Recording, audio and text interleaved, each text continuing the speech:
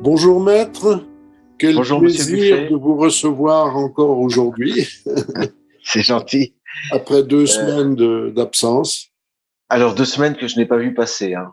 Je le dis franchement. Ah oui. Oui, c'est un plaisir de retrouver les auditeurs également, qui pour l'instant, au moment où nous enregistrons, sont quand même relativement fantomatiques, Oui, mais qui ne vont pas tarder à oui. se concrétiser, à se réaliser, j'oserais dire à s'incarner. Bien. Alors, de quoi souhaitez-vous que nous parlions? Alors, Aujourd'hui, il y a beaucoup de sujets intéressants. j'allais dire que nous avons du mal à nous creuser la cervelle pour trouver les sujets. Enfin, nous n'avons pas beaucoup de choix. Je veux dire, les sujets sont un petit peu s'imposent à nous, hein. Je ne sais pas auquel vous pensiez, vous. Ce qui frappe ces derniers temps, c'est les référendums Oui. en Ukraine. Je ne sais plus si on doit dire Ukraine ou Russie. Enfin, Je- aux marges, alors, aux marges alors, du pays. bon, alors, si vous voulez, je dois prendre à nouveau quelques précautions. Euh, je rappelle que moi, ma vocation première n'est pas de m'occuper de droit international. Mais je constate que d'abord, très peu d'avocats sont spécialisés en droit international, tout simplement parce que ça supposerait d'avoir pour clients des États et de régler. Bon, alors, euh, le droit international, je pense que ce sont les diplomates qui s'en occupent, hein. Oui. J'ai vu des militaires un petit peu s'engager sur ce terrain, mais on sent qu'ils ne maîtrisent pas les armes, hein. Bon, moi j'entends parler de droit international lorsque Poutine fait des discours Oui. et Lavrov. Je suis encore assez naïf pour croire que on a des raisons d'attendre que les professeurs de droit prennent la parole, mais c'est pas le cas. Oui. J'entends pas de professeurs de droit international. Oui. Alors, peut-être qu'un mauvais esprit pourrait me dire, c'est normal, ils sont professeurs. Mais j'avoue qu'à l'université, j'ai été très révolté, en réalité choqué, j'allais dire choqué, révolté de l'attitude politiquement correcte des professeurs en général, et en particulier des professeurs de droit pénal et de droit international. Ah bon? Ben, de ce que j'ai connu à l'université, même si en réalité ils n'en pensaient pas moins, ils étaient absolument mainstream. Ils allaient dans le sens du courant. Je me souviens à l'époque de la guerre en Irak, par exemple, la guerre contre l'Irak, la première, hein, en 90. Oui. Et ça m'avait énormément choqué d'engager une discussion avec le professeur et il me rétorquait que l'unanimité des pays du monde était en guerre contre l'Irak et que ce pays semait la zizanie et qu'après lui, ce serait la paix. Oui. Oui. Alors, est-ce que Il lisait Le Monde et Libération, quoi. ben, est-ce qu'il me sortait le catéchisme laïque national ou tout en sachant très bien qu'en réalité il disait n'importe quoi, parce que il faut dire aussi que les scandales vont vite. Un professeur de droit international, de droit qui aujourd'hui pourrait défendre la Russie, je pense que il risquerait par la médiatisation d'avoir des problèmes. Oui, sûrement. Oui. Bon, j'ai connu des professeurs de droit public, je l'ai su des années et des années après. En réalité, ils cachaient leur jeu. Oui. C'est-à-dire que ils ne nous disaient pas ce qu'ils pensaient. Je me souviens d'un professeur, peut-être que ça suffira. Déjà, lui, il s'identifiera et certains pourront le reconnaître, qui disait du mal de Le Pen en amphithéâtre, Oui. du mal de Le Pen et du Front National, et Oui. des années après, s'est retrouvé député européen. Alors, ouais, du Front National. Donc, Oui. moi, là, il faut qu'on m'explique. Alors, peut-être s'est-il converti, hein, peut-être a-t-il changé d'avis, Oui. mais, mais j'ai eu ensuite rétrospectivement, bon, enfin, je vais pas perdre trop de temps avec ces questions, mais c'est vrai que c'est délicat. J'ai eu rétrospectivement ensuite des indices comme quoi, effectivement, il cachait son jeu. Bon, voilà. Alors, suis-je hors sujet? Peut-être pas complètement, parce que je me permets d'évoquer une chose, c'est qu'en amont, euh, sans doute, y a-t-il quantité de journalistes, quantité d'hommes politiques, d'artistes, d'écrivains, de juristes, de fonctionnaires, etc., qui savent très bien que nous sommes dans une propagande grossière. Oui. Et je pense aussi à des hommes politiques. Il n'y aura pas à chercher très longtemps pour trouver une alternance. Oui. Si jamais il y avait un renversement. Non, mais c'est une note d'espoir, on en a besoin aussi. Oui. Parce que si on réfléchit à faire le tour des hommes ou des femmes susceptibles de prendre la relève du pouvoir et de diriger les institutions qu'il faut sauver en France, parce que c'est tout ce qui restera à sauver, hein. Oui. Si on cherche comme ça, on trouve pas et on désespère. En réalité, que les gens ne s'inquiètent pas, quand le pouvoir est à prendre, il y a toujours des volontaires. C'est pas ce qui manque. Donc, des gens compétents, des gens avec de l'expérience, avec, comme on dit, avec les réseaux qu'il faut, etc., ne manquent pas. Bon, bref. Ceci étant dit, actuellement, moi, je continue de m'informer, comme vous le savez, auprès des médias mainstream, mais j'en arrive à éclater de rire. Oui, Devant ce qu'on nous dit, le tableau que l'on nous peint de la guerre en Ukraine.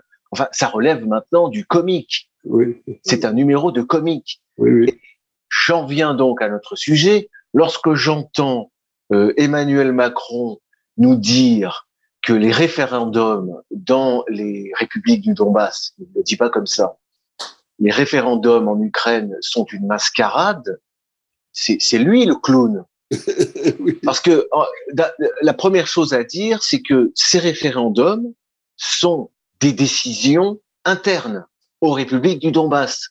Donc déjà, la France n'a pas reconnu ces républiques du Donbass. Bon, déjà, donc le problème est réglé.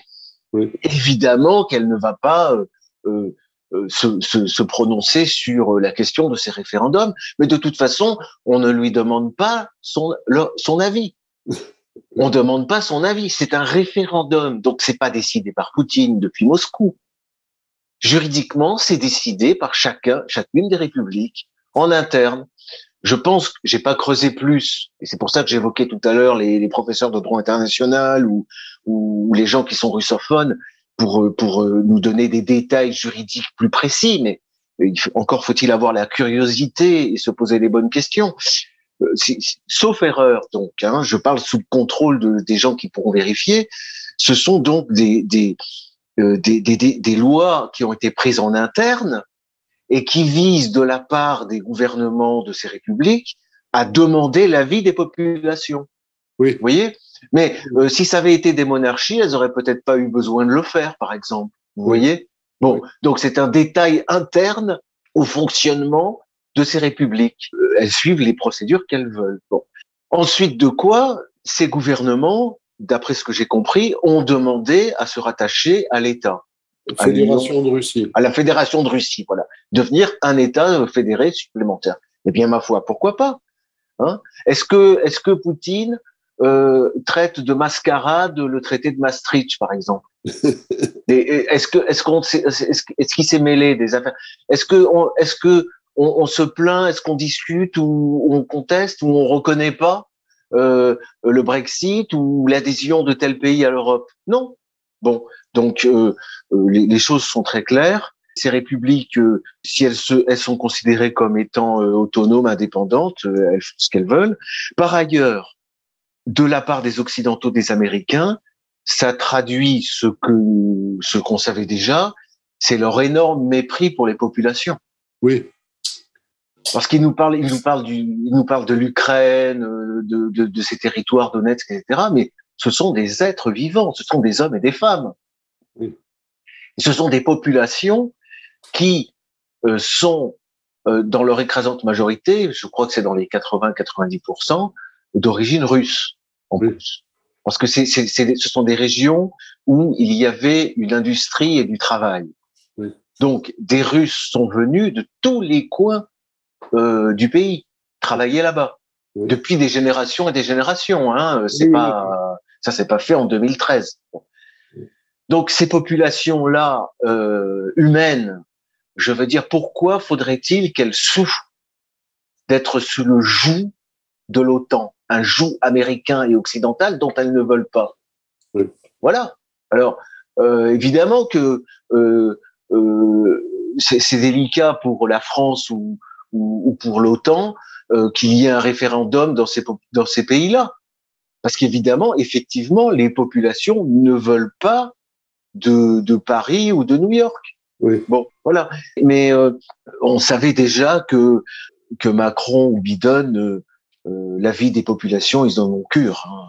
Ils s'en moquent complètement. Voilà. Oui. Un référendum, c'est tout de même moins pire qu'une guerre civile pour décider du fonctionnement d'un pays. Non, oui, alors il aurait fallu sans doute que les forces de Kiev, qui sont dirigées par l'OTAN, puissent massacrer tranquillement les populations du Donbass. Oui. Et continuer de les bombarder comme elles le font depuis 2014, 2015. Oui. Donc, 2014, ouais.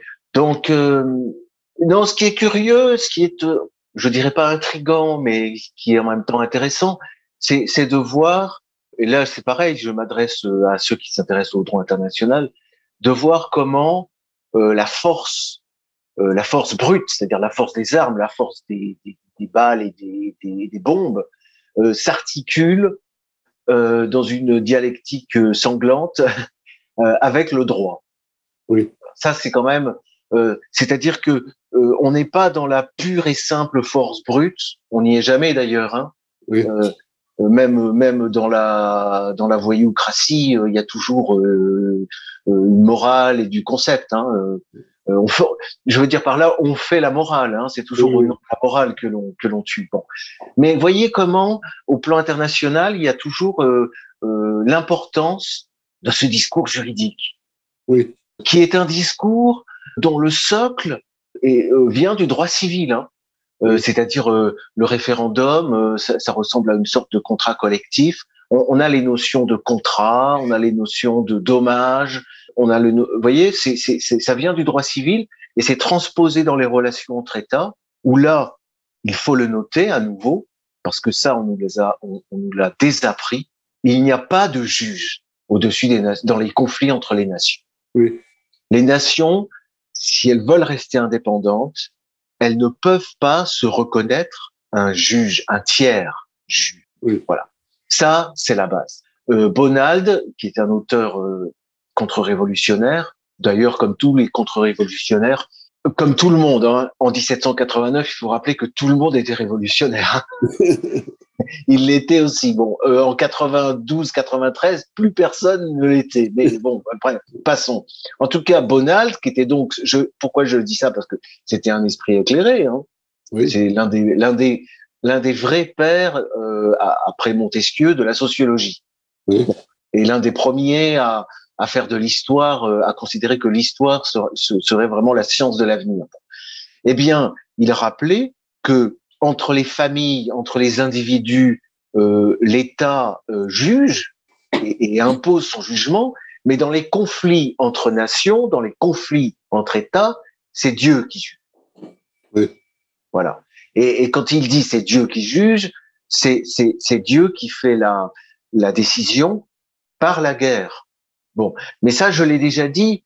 Peut-être que la prouesse justement d'un monde nouveau, d'un monde multipolaire, serait de restaurer le cadre juridique de la guerre, c'est-à-dire de restaurer le fait que la guerre est une activité normale et normée. Oui. C'est c'est la condition pour que nous retrouvions un droit humanitaire de la guerre. Parce que vous ne pouvez pas avoir de droit humanitaire dans les guerres de l'OTAN, qui sont des guerres de massacre de populations civiles. C'est pas possible, ça peut pas tenir. Et qui sont aussi des guerres, il faut le noter, ça va avec, de criminalisation de l'ennemi. Oui. voyez comment on criminalise Poutine tous les jours. Oui, oui. Hein, criminel de guerre, criminel contre l'humanité. Ça, c'est une constante des guerres mondialistes. Elles sont dans un engrenage. Elles doivent criminaliser l'ennemi de manière à pouvoir se comporter avec lui de manière criminelle, précisément. Oui. Voilà. Alors, la condition, c'est de restaurer la possibilité, le droit de guerre. Voilà. C'était quand même la base. L'État, qu'est-ce qui définissait l'État? C'était ce qu'on appelait le jus belli. Voilà. Le droit de faire la guerre. D'accord. Voilà. Et le fait que ce jus soit alors reconnu par l'adversaire, voilà. Ça, c'est ce qui dialectiquement constitue l'État. Oui. C'est la reconnaissance. Bon. Mais tout ça s'est complètement effondré dans le courant du XXe siècle et de manière radicale après la Seconde Guerre mondiale. Alors, oui. C'est pour ça que on se raccroche souvent à la Charte des Nations Unies. Mais la Charte des Nations Unies, que ce soit dans ses articles ou dans son préambule, dans ses motifs, elle est bouffie de bons sentiments. Oui. C'est-à-dire que c'est une charte pour un monde en paix. La première chose, elle reprend le pacte Briand-Kellogg's, c'est on interdit la guerre entre États. Voilà. Voilà. Oui. Voilà. Quel progrès. Oui. On a vu ce que ça donnait. Oui, et on voit ce que ça donne encore aujourd'hui, vous voyez. Pour l'instant, les résultats sont pas probants. Et ben, ça va être de pire en pire si on continue. Et ça, et la charte des Nations Unies, c'est le monde unipolaire. Oui. Bon, alors je sais bien que certains veulent et le font souvent, hein, s'accrochent à tel ou tel article pour expliquer aux États-Unis qu'ils sont en porte-à-faux eux-mêmes avec la charte des Nations Unies. Bon. Franchement, les États-Unis n'en ont strictement rien à faire, rien. Bon. Donc, si vous voulez, il faut pas s'inquiéter si un système comme celui de l'ONU venait à s'effondrer pour être remplacé par un autre. Les gens, il y a une certaine peur parfois chez les gens du chaos qui pourrait s'en suivre. Moi, je crois que nous sortirions du chaos si nous pouvions sortir de l'idéologie mondialiste, qui est mortifère. Voilà, on le voit tous les jours. Bon. Voilà, donc restaurer ce jus belli, voilà, ça me semble une nécessité. Et le jus belli entraîne la possibilité d'avoir un droit de la guerre, voilà, à ce moment-là, hein, un véritable droit de la guerre, et pas des accusations inconsidérées de crimes contre l'humanité, comme on voit ça, enfin, toutes les semaines. Ça c'est récent tout de même, hein, cette idée d'en faire usage journellement de la notion de crime contre l'humanité. Moi, je sais pas. Souvenez-vous de la Syrie. Oui, non, mais je veux dire, c'est récent, c'est 10 ou 20 ans au maximum. C'est pas. Oui. Au Vietnam, on n'en parlait pas. Hein. Pour la guerre du Vietnam, pour la guerre de Corée, on en parlait. Alors oui. Alors il en avait été question d'une manière très marginale par les espèces d'antifa de l'époque. On avait eu le tribunal Russell. Oui, c'est vrai. Avec Sartre. Mais vous voyez, bon, vous l'aviez oublié et vous aviez raison. Parce qu'en réalité, bon, ça n'a pas beaucoup compté. Mais il y a eu comme ça une tentative d'une sorte de tribunal d'honneur visant à condamner les Américains. Bon. Oui. Mais bon, ça commence quand même avec la Seconde Guerre mondiale, hein, ces accusations. Oui. Hein, bon, portées contre les Allemands, accusations dont étaient les auteurs, les Russes, les Américains, les Anglais. Bon, voilà, ça commence là. Et puis ça commence aussi. On peut remonter à la Première Guerre mondiale où on a déjà des embryons de ça. Oui. Hein, le concept était déjà en germe. En réalité, le concept, il est en puissance et il est là. Il est là dans toute guerre. Dans toute guerre, il y a d'abord ce que les Occidentaux, qui sont des gens forgés, dont la mentalité est forgée par le catholicisme, par le christianisme, C'est pour ça que ils ont. C'est en Europe que s'est bâti l'État, c'est-à-dire que il y a néanmoins une horreur de la guerre, en tout cas une horreur de la guerre dans sa forme inhumaine. Oui. Voilà. Ce que les Occidentaux n'aiment pas, ça les empêche pas de le pratiquer de manière hypocrite en douce. Mais ce qui est dans la hiérarchie, disons, des valeurs, la chose la plus horrible, c'est la torture, le meurtre, le massacre des femmes, des enfants, les femmes enceintes, les bébés dans les couveuses. Enfin, vous voyez, c'est ça l'horreur. Et effectivement, l'État a un côté paradoxal, c'est-à-dire qu'il est à la fois celui qui dispose de la violence, mais en même temps, il dispose de la violence d'une manière réglée et encadrée, et il la monopolise. Ça veut dire qu'il l'interdit à ses citoyens et aux populations qu'il parvient à dominer. Oui. Ça rejoint ce que nous disions la dernière fois, c'est-à-dire que dans un cadre étatique, vous n'avez plus le droit de vous venger. Oui. Vous avez à peine la légitime défense, mais vous ne pouvez pas vous venger. C'est-à-dire que la violence, la torture, le fait de mettre à mort, de priver de liberté, tout ça est monopolisé par l'État. Oui. Voilà, c'est ça c'est le concept. Mais on cultive au nom de l'horreur pour l'horreur devant les massacres inconsidérés, les tueries, les charniers, voilà, c'est ça.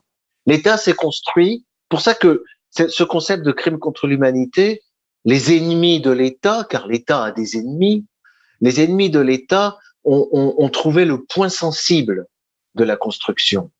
Parce que se mettre à accuser un État de commettre des crimes contre l'humanité, c'est le toucher dans sa raison d'être. Oui, c'est ça. Voilà. Oui. C'est toucher le juge.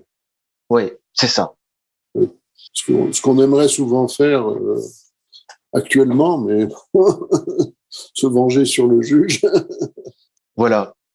Voilà comment. Donc ça c'est le moment actuel évidemment est important à observer. Enfin comme tous les moments, hein, je crois pas qu'il y ait tellement de périodes dans l'histoire où il ne se passe rien. Oui, mais là c'est une sorte d'accumulation là tout de même. Oui, mais en même temps ça couve depuis tellement longtemps que il y a quelque chose quoi. On sent que j'ai l'impression qu'il fallait attendre un peu le renouvellement des générations. Oui. Pour que ça bouge, vous voyez. Il y a quelque chose de cet ordre-là. Mais là, il faut observer. Les choses ne seront jamais aussi parfaites que dans un traité de droit. Ça sera sans doute jamais aussi clair. Mais il est intéressant de voir comment va, j'espère, moi, personnellement, comment va s'effondrer un ordre international qui reposait quand même. C'est quand même quelque chose qui, plus tard, si les choses évoluent correctement, apparaîtra comme une aberration. Enfin, les temps dont nous sortons peut-être seront considérés par ceux qui viendront après nous comme des temps d'obscurantisme, d'idéalisme idiot et criminel. Oui. Je pense que notre époque ne laissera pas une belle image dans l'histoire. Hein, enfin, si ça venait à s'améliorer. Bon. Donc, cette charte des Nations Unies, cette organisation des Nations Unies qui est fondée soi-disant sur la souveraineté des États et leur prolifération, alors qu'en réalité, elle est la négation même de l'idée d'État, puisqu'elle leur interdit le recours à la guerre. Et je rappelle que dans les conflits juridiques, dans le traitement des procès entre États, c'est, pour reprendre les mots de Bonald, mais on pourrait citer aussi Hegel, hein, c'est Dieu qui décide par les armes. Voilà, c'est le choix des armes. Voilà. Bon, c'est comme ça. D'ailleurs, il y a un dessin au frontispice du Léviathan, qui est l'ouvrage de Thomas Hobbes, où on a d'un côté le procès sur une colonne et de l'autre la bataille. Voilà. Et dans les deux cas, c'est Dieu qui tranche, parce que chacun sait que les juges ne font que répondre aux inspirations venues d'en haut. Non, les juges vous aviez un mot contre les juges, mais les juges sont dans une position peut-être qui parlera aux gens qui fréquentent les églises, mais le tribunal, architecturalement, il est organisé comme une église. Oui. Vous avez les mêmes compartiments avec, bon, je suis pas un spécialiste de l'architecture, mais il faudrait retrouver un tableau pour dire les zones exactement, mais vous avez effectivement l'endroit où se tient le peuple, où se tiennent les fidèles. Vous avez, je crois que c'est le transept, non, entre le, oui. enfin, vous avez un endroit où se tiennent, en général, c'est le lieu où se tient le chapitre, les chanoines, etc. Oui. Vous avez l'autel, Oui. et puis vous avez ce que dans les temples grecs, on appelait ça, c'est la Séna, je crois. Oui. Et en fait, c'est l'endroit le plus sacré, en fait. C'est là que bon. Et le prêtre est dans la. Alors là, on pourrait discuter. C'est vrai que ce sont pas des questions inintéressantes. C'est savoir le rôle du prêtre. Qu'est-ce qu'il représente? Qui est-il? Et donc, par rapport à cette architecture, de quel côté doit-il se tourner? On y reviendra une prochaine fois. Mais en tout cas, quand vous êtes, vous, avocat ou procureur, vous êtes sur le parquet, hein, et vous vous adressez à des gens qui sont surélevés et qui sont en réalité dans la position divine. Oui. Que ce soit dans une vision païenne ou dans une vision chrétienne, ils occupent dans le temple de la justice, la position de Dieu. Oui. Voilà. Les magistrats du siège, oui. Oui, oui, non, d'accord, oui. Non, voilà, c'est ça. Et donc, vous avez la population qui attend la justice, vous avez les avocats et les magistrats qui sont en position de prêtre, hein, si je me trompe pas, et ils sont là à prier, en fait, hein, à demander la bénédiction ou la malédiction, voilà. Et donc, nous sommes dans un schéma religieux, oui, malgré tout. Oui. La façon dont la justice est rendue, donc, elle serait rendue par Dieu lui-même. Mais en tout cas, le cadre. Il ne serait que le prêtre qui. Montesquieu disait. Montesquieu disait les juges ne sont que la bouche qui articule les paroles de la loi. Oui. Donc, dans son idée, c'était parce qu'il y a toujours une dialectique entre le corps, l'homme, le corps humain qui parle et la parole. Oui. La loi, c'est ce qui est dit, mais le magistrat, c'est celui qui l'a dit. Vous voyez, ça c'est depuis Aristote. Oui. Entre le magistrat et la loi. Il disait la loi est un magistrat muet et le magistrat est une loi douée de la parole. D'accord. Bon, mais effectivement, du point de vue de la structure dans laquelle se posent les choses, le juge, enfin la justice a quelque chose de religieux, oui. Oui. Oui. C'est ça, c'est ce qu'elle a de religieux, c'est ça. Oui. Voilà. Okay. Donc il faut comprendre que nos États, nos politiciens laïcards, etc., sont dans les murs, j'allais dire, de l'Église. Oui, ils sont dans les murs d'un édifice religieux. Voilà. Oui. Bon, je sais pas ce qu'on peut en tirer, mais c'était une remarque en passant, et on gardera cette idée pour aujourd'hui. Je pense que le jugement en droit international, donc le droit international, la loi internationale, eh bien, ce qui fait la décision, c'est la guerre. Oui. Voilà. Il faut commencer d'abord par accepter ça. Oui. Et on en est loin, hein, et y compris, il faut observer le discours effectivement des internationalistes russes, hein, parce que moi je vois ce flottement et cet amalgame entre l'ancien et le nouveau système, vous voyez. Bon, ce qui n'est pas étonnant du tout, hein, c'est tout à fait normal. Oui, c'est toute leur formation. Hein, qui est... Mais quand Lavrov, mais je pense qu'il y a une culture quand même très. Vous voyez, quand Lavrov ou même quand Poutine ne cesse de rappeler, alors peut-être insiste-t-il pas assez, ça marque pas suffisamment les gens, mais nous allons vers un monde multipolaire. Oui. Bon. Le monde, en réalité, n'a jamais cessé, en réalité, d'être multipolaire. Oui. La question, c'est, est-ce que nous encadrons, est-ce que nous bâtissons un droit pour ce monde, ou est-ce que nous continuons de vouloir forcer les choses avec un monde multipolaire qui, en réalité, n'est que la domination, j'allais dire la démonisation, que c'est démoniaque, la domination démoniaque d'une seule puissance. Oui. Voilà. C'est ça, c'est de ça qu'il faut sortir. Bon, le côté multipolaire, disais-je, n'a jamais vraiment disparu. On a toujours eu. En fait, ce que j'observe, c'est qu'il y a un lien étroit entre la prétention au monde unipolaire, qui est celle des Américains, oui, qui domine, disons, en américain, aux États-Unis, comme dit Thierry Messant, les Straussiens, les partisans de Léo Strauss. Il y a un lien étroit, dialectique vraiment intense entre cette prétention au monopole sur le monde de la domination et la bipolarisation. C'est une chose remarquable. C'est que les Américains ne vivent dans leur guerre mondiale que de bipolarisation. Oui. C'est-à-dire qu'il faut forcément qu'il y ait le camp du bien et le camp du mal. Oui, mais c'est. Voilà. Dieu est avec eux, le diable est en face. Oui. Voilà. Le yin et le yang. Le yin et le yang. Non, alors, oui, justement, chez les Chinois, je connais, on pourrait demander à un invité chinois de nous parler de la philosophie, de ce que ça lui évoque en matière de philosophie chinoise, toutes ces choses. Mais c'est ça qui est important à noter, c'est que le monde unipolaire, ce que l'on constate lorsque son idéologie domine, c'est la bipolarisation. Oui.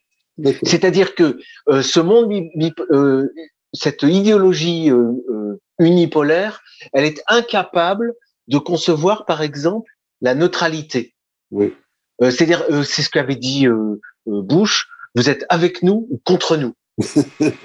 et on le voit bien dans la dynamique actuelle.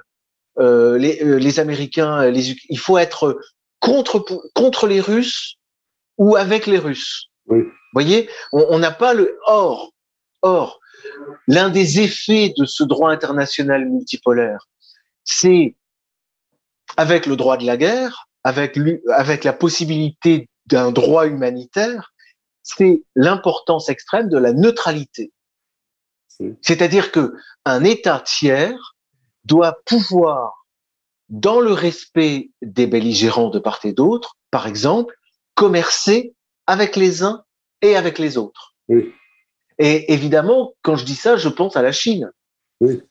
Parce qu'on s'étonne beaucoup de la Chine, on dit non, mais en fait, ils soutiennent pas vraiment les Russes, ils sont plutôt du côté américain, etc.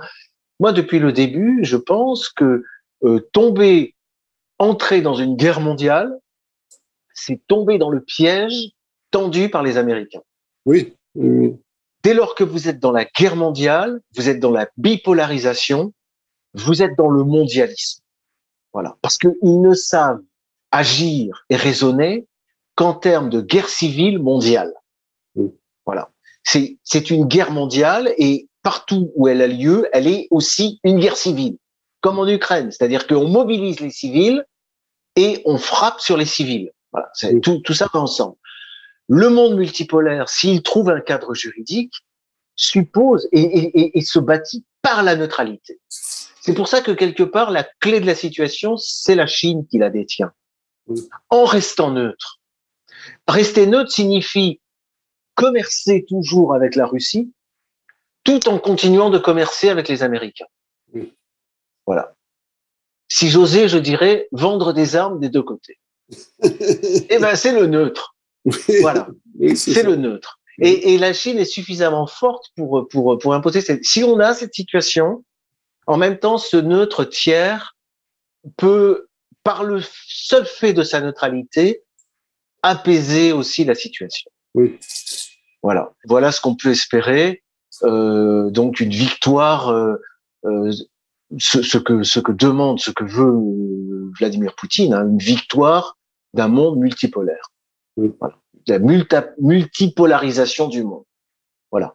Et étant donné que chaque pôle est un pôle de civilisation qui fait ce qu'il veut, oui. Mais qui l'impose pas aux autres. Oui. Voilà. Si les Russes n'ont pas envie de tomber dans le LGBTisme, eh ben, c'est leur choix. Oui. Voilà. C'est leur choix et c'est leur droit. Voilà. Qui est actuellement nié. Parce que c'est aussi une guerre avec des dimensions de civilisation. Hein. Comme dans toutes les guerres mondialistes totales, ce sont des guerres de civilisation. Oui. On veut imposer le capitalisme sauvage avec tout ce qu'il comporte. Oui. Bon. Forcer les Américains à rentrer chez eux, c'est du travail. Hein. On n'en sortira pas. Hein. Pourtant, c'est ce que voulait faire Trump. Hein. Oui, mais il a pas réussi. Hein. Il y a une date qui est connue de ceux qui s'intéressent au droit international et à la géopolitique. Je crois que c'est 1917. C'est le moment où les Américains, les États-Unis, apportent une modification à ce qu'on appelait la doctrine Monroe. Oui. La doctrine Monroe, c'était l'idée que les Américains ont une zone territoriale qui est l'Amérique, du Nord et du Sud, hein, toute l'Amérique, et ils ne tolèrent pas les incursions de puissances étrangères dans les conflits qui ont lieu dans cette zone. Oui. Voilà, c'est l'espace réservé, chasse gardée des États-Unis d'Amérique. Voilà. Les puissances extérieures n'ont pas à intervenir pour une quelconque raison. Bon. Oui. Et de même, les États-Unis n'interviennent pas. Voilà. Et d'un seul coup, les limites fixées dans cette doctrine se sont étendues au monde entier. Oui. En 1917. Voilà. Elle est là, la globalisation, voilà, la mondialisation. Oui. Donc il y a pas de raison pour que les États-Unis ne reviennent pas aux limites qui étaient les leurs. Oui. Moi je vois pas pourquoi. Ils ne font que gêner partout ailleurs. Je veux dire. Oui, ça, enfin, au Moyen-Orient, dans toute la zone Afghanistan, Pakistan, Irak, Syrie, voilà. De toute façon, ils seront bien forcés. Écoutez, nous verrons. Pour l'instant, cette chronique juridique a tourné à la chronique d'actualité. Donc, on croise les doigts. Oui, on attend la suite. Bien. Voilà. Merci beaucoup, maître, pour ces perspectives. On espère qu'elles ne sont pas trop optimistes par rapport à ce qui va se passer. Moi, quand je regarde le passé immédiat, je pense que ça serait vraiment le pire peut être aussi devant nous. Hein, je ne dis pas. Oui. Hein, mais nous, il faut considérer avec espoir ce qui peut arriver de nouveau quand même. Hein. Oui. Bon, parce que là, ça ne va pas. Et si on remonte, je le redis encore, si on remonte plus loin dans le passé, on voit bien que quelque chose de bien s'est effondré. Voilà. Donc on marche pas dans l'inconnu total. Il faut toujours, on a quand même vous savez, moi en ce moment, ce que je lis, c'est Varron, qui est un écrivain du 1er siècle avant Jésus-Christ. Je lis Cicéron, je lis Tite-Live et j'ai acheté les 4 volumes traduits aux belles lettres des arpenteurs romains. Voilà. La science de l'arpentage, qui n'est pas hors sujet par rapport à la question actuelle du nouvel ordre mondial, hein, le monde multipolaire, parce que l'arpentage consiste à partager la terre, voilà, à faire des lots, à constituer des partages, voilà. Et Carl Schmitt parlait du nomos de la terre, hein, et il espérait avec la Chine, la Russie, l'Iran peut-être, l'Inde, un nouveau nomos de la terre. Oui. Et le mot nomos, il en faisait l'étymologie, parce que la première passion de Carl Schmitt, c'était la linguistique. Oui. Voilà, c'était comment dit-on, bon, peu importe, enfin la science des mots, l'origine des mots.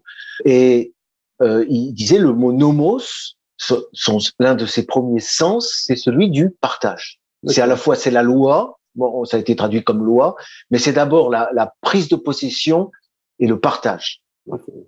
Donc il faut un nomos et non plus, comme vous le notiez, cette hégémonie incroyable. Enfin, effectivement, on a une présence militaire américaine aux quatre coins du monde. Enfin, c'est pas possible, quoi. Voilà. Donc US, go home. Voilà. Allez, remettons. Voilà. Restons sur le nomos.